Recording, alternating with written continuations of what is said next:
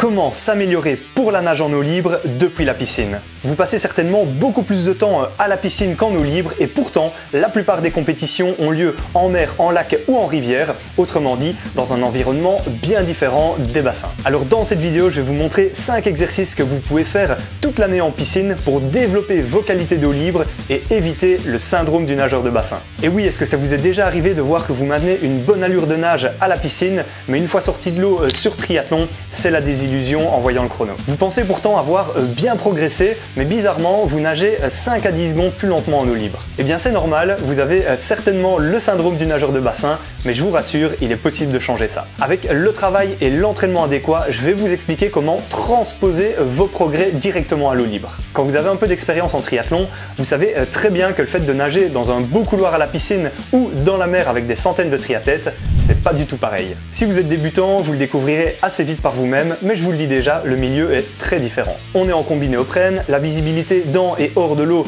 est moins bonne, on est au milieu d'une masse de nageurs, l'eau est froide, il y a le stress de la course, les vagues, le courant, il faut gérer sa trajectoire et pas se tromper dans le parcours. Bref, c'est pas étonnant que les chronos en eau libre soient souvent moins bons qu'en piscine, vu les contraintes supplémentaires du nage sur triathlon. Mais une fois qu'on est conscient de ces éléments, on peut mieux les préparer en les travaillant à l'entraînement. Parce que c'est bien beau d'améliorer ses chronos en piscine, mais si on n'arrive pas à transposer ses progrès en eau libre, eh ben, c'est un peu dommage. Voici donc 5 exercices pour travailler votre technique spécifique à l'eau libre en bassin.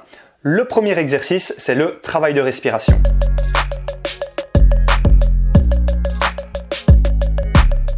Pour maîtriser la nage en eau libre, il est fortement recommandé de pouvoir respirer de manière bilatérale, c'est-à-dire aussi bien à gauche qu'à droite. Pour ça, vous pouvez faire des séries en respirant en 2 ou 4 temps à gauche, 2 ou 4 temps à droite ou encore en 3 temps. Vous avez probablement un meilleur côté, mais l'objectif est de ne jamais cesser de renforcer votre côté faible, car le jour J, vous serez sûrement content de pouvoir respirer des deux côtés en fonction de la situation, quelle est l'orientation du soleil, d'où viennent les vagues, où se situent les autres nageurs, etc. Si vous voulez d'autres conseils pour avoir une bonne respiration, on a fait une vidéo sur le sujet et je vous mets le lien dans la description. Le deuxième exercice, c'est l'éducatif du water polo.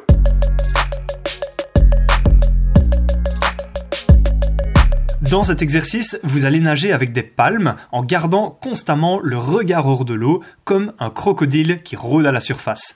Le but est d'avoir le nez et la bouche dans l'eau pour rester le plus à l'horizontale possible, tout en respirant sur le côté en 2, 3 ou 4 temps. Expirez bien par la bouche et par le nez et n'essayez pas de respirer devant vous car vous risquez facilement de boire la tasse et en eau libre, on préfère l'éviter. Cet éducatif sera utile pour tous les moments où vous aurez besoin d'identifier clairement une bouée au loin qui n'est pas visible facilement ou bien pour les passages de bouée sur le parcours. Le troisième exercice, c'est l'éducatif du regard devant.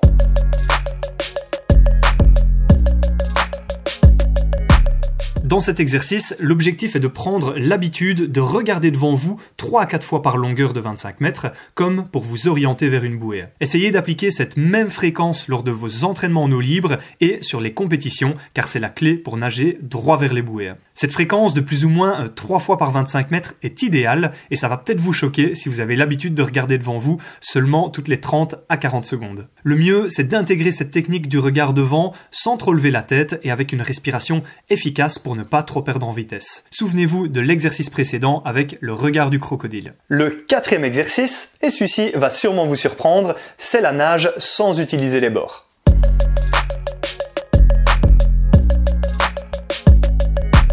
Pour répliquer la difficulté de l'eau libre, c'est intéressant de nager sans utiliser les bords du bassin pour vous propulser à chaque longueur. Vous pouvez par exemple faire des séries de 100 ou 200 mètres sans toucher les bords et avec un pull buoy de préférence. Vous verrez que c'est beaucoup plus dur que ça en a l'air car il faut se relancer à chaque fois. Pour ajouter de la difficulté, je vous recommande même d'intégrer l'éducatif du regard devant en plus, vous aurez vraiment l'impression d'être en eau libre. Dans la même idée, vous pouvez aussi réaliser des départs en sprint sans vous aider du bord pour démarrer, comme si vous étiez au milieu d'un lac sur un départ de triathlon. Le cinquième et dernier exercice, c'est le travail de drafting.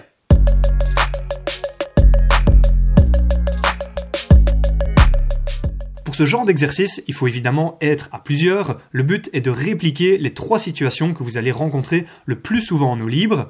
Il y a celle où vous êtes dans les pieds du nageur devant vous pour profiter du drafting.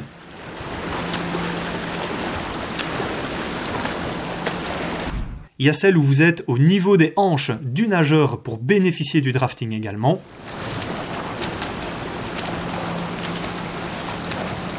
Et il y a celle où vous êtes carrément à côté d'un nageur pour vous habituer à être gêné dans vos mouvements. Pour les exercices de drafting, le but du jeu est aussi de s'adapter au rythme du nageur qui est devant nous, qui lui a pour objectif de varier son allure, justement pour nous mettre en difficulté. Pour rappel, le drafting, c'est le fait de se positionner juste derrière un autre athlète pour s'économiser. Bien qu'il soit interdit sur le vélo pour la plupart des triathlons, c'est tout à fait légal pour la partie natation. On a d'ailleurs fait une vidéo sur l'erreur principale à éviter avec le drafting en natation, on vous la met dans la description. Vous pouvez dès maintenant réaliser ces exercices seul ou en groupe pour travailler vos qualités de nageur en eau libre et améliorer vos chronos lors des compétitions. Ces exercices, je vous conseille de les regrouper ensemble pour faire une séance 100% dédiée à la technique eau libre. Vous verrez, c'est fun et puis ça change des séances habituelles. Bien entendu, ça ne remplacera jamais les conditions réelles liées à l'eau libre, mais c'est un excellent moyen pour progresser sur ces aspects en attendant la belle saison pour retourner nager en eau libre. À lui seul, le travail sur la technique d'orientation avec l'éducatif du regard devant vous permettra sûrement de gagner de précieuses minutes lors de vos prochaines compétitions, alors ne le négligez pas. Et n'oubliez pas que plus vous vous entraînez, plus vous serez à l'aise dans ce milieu et moins vous serez stressé au départ. Je vous souhaite un excellent entraînement avec une patate d'enfer. Et puis qui sait, peut-être que lors de vos prochains triathlons, vous sortirez de l'eau devant vos copains qui nagent habituellement plus vite que vous en piscine.